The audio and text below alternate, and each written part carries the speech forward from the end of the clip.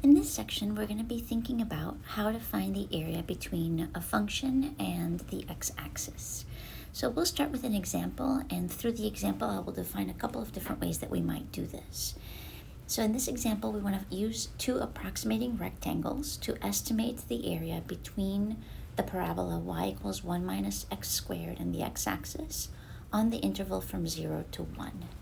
So let's graph this function. This is a parabola whose y-intercept is 1, and it turns down, so it will look something like this. And we're looking at it on the interval from 0 to 1 on the x-axis. And we're told to use two approximating rectangles. We're going to make the rectangles have the same width. So to get the same width for the rectangles, we're going to take our interval from 0 to 1 and divide it into two equal pieces. And so of course that we'll have an edge at 1/2, right? So these will be the width of each of our rectangles. The width, we'll call this delta x. And in general, to obtain the width of a rectangle, if we're dividing into equal pieces, is suppose that the left endpoint is A and the right endpoint is B, and we want to break up into n equal subintervals.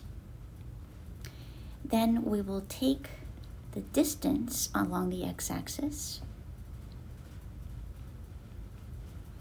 which is b minus a, and we divide that into n equal pieces. So in general, the width of each rectangle that we're going to use will typically be the length of the interval divided into the number of subintervals that we want to split this into. So in our diagram, we're going to create some rectangles that have a width each of 1/2. So our width is delta x equals 1/2. And we're first going to do this using something called a lower sum. So let's define what that will be. A lower sum is we're going to use rectangles to approximate the area, and when we're doing a lower sum, we use the height of each rectangle to be the minimum value of the function in each subinterval. So I'm going to write that down. We're going to use, for the height of each rectangle,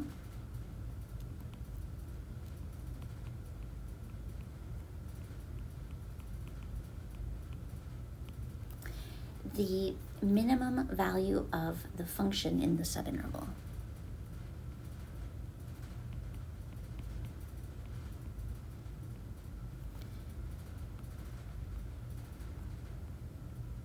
Let's call our function f of x in each subinterval. So if we go back to our diagram at the top, for the first rectangle, since our function's decreasing, its lowest value between 0 and 1/2 will be the height at 1/2. So this is going to be our first rectangle that we'll use to approximate the area under the parabola. In our second interval from 1/2 to 1, the minimum height will be when x is 1, which is 0. So our second rectangle will have 0 height. So if we write down an expression for this area, I'm going to call this LS for lower sum. Well, the area of a rectangle is height times width. So the width of each rectangle is 1/2. So for the first rectangle, we'll do a width of 1/2 times the height of the rectangle when x is 1/2. So that's going to be f of 1/2. And then to that, we're going to add the width of 1/2 and the height when x is 1. And of course, our function f of x, or y, was 1 minus x squared, and this is going to allow us to find the height of each approximating rectangle that we're using to approximate the area under the curve.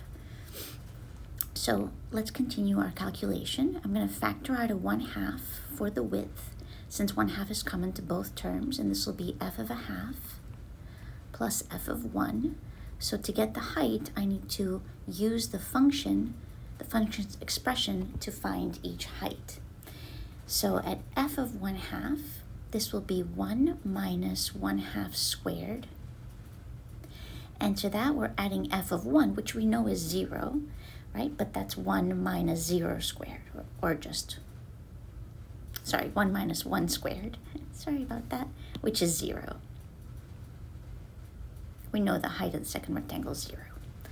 All right, so let's finish our approximation. This is going to be 1/2 times 1 minus 1/4, or 1/2 times 3/4, which gives us an approximation of 3/8.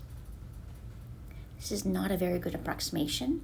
You can see in the diagram that there's a big difference between the two rectangles that we're using, or 1, and the actual area beneath the function.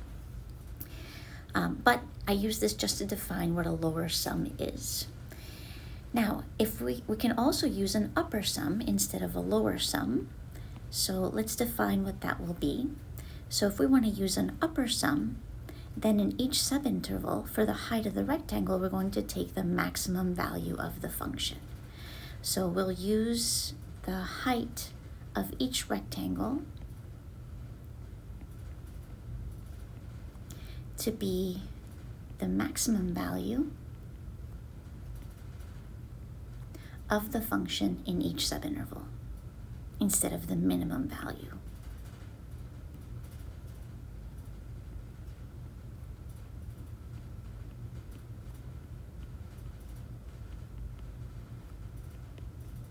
Since I'm using only 2 rectangles, my value of n is 2 in this case. And we know that our width of each rectangle, that's not going to change, that's going to be the same. We can generally calculate it with b minus a over n. Here, b minus a is the length of our interval, which is 1, and the number of pieces is 1/2. So our width is still 1/2. But now, to get our upper sum, well, for the first rectangle, if we go back to our diagram, I'm going to do this one in blue. The maximum value of the function between 0 and 1/2 in this subinterval is going to be the function value at 1, because everywhere else the function gets smaller within this interval since the function's decreasing.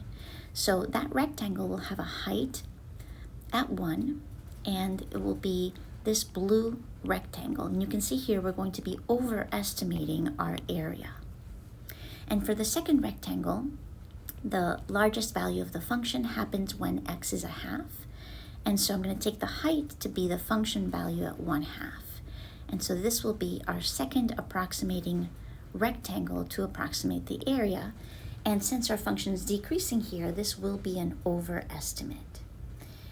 So our first rectangle is going to have a width of 1/2, and our function value, we take the function value at 0, which we know is 1.